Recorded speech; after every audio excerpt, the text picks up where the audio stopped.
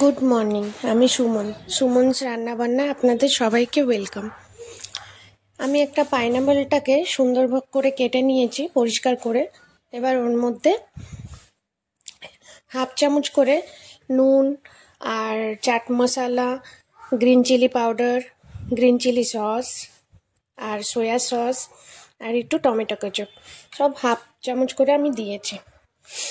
এটা আবার সুন্দর করে আমি মেখে নেব। এটা একটা খুব সুন্দর স্টার্টার হিসাবে আপনারা বাড়িতে বানাতে পারেন।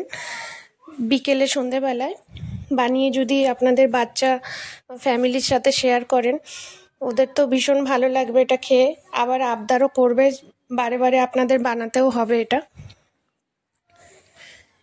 আমি এটা চিনি দিয়ে যে মেখে দিলাম 1 চামচ চিনি দিয়ে, ওটাকে এবার আমি 30 মিনিটের জন্য রেস্টে রেখে দেব। এটা আমি ওটিজিতে করব। যাদের কাছে ওটিজি নেই তারা তাওয়াতে হালকা আছে এটা ঢাকা দিয়ে দিয়ে করতে পারেন, তবে একটু হালকা বাটার বা একটু সাদা তেল লাগবে, কিন্তু এটা আমি উইদাউট অয়েলে বা বাটারে বানাচ্ছি।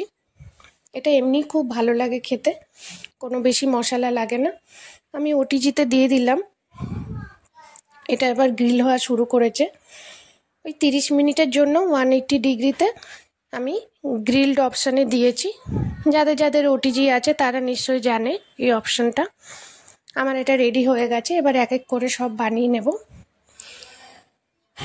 এবার এটাকে আমি সার্ভ করব। ভীষণ টেস্টি হয়েছিল খেতে, হালকা ঝাল মিষ্টি টক, তার সাথে একটা চাট মশলার একটা ফ্লেভার, মানে সুন্দর একটা টেস্ট, ভীষণ ভালো লাগে। আপনাদের কেমন লাগলো ভিডিওটা অবশ্যই কমেন্ট করবে আর শেয়ার লাইকও করবে। নমস্কার।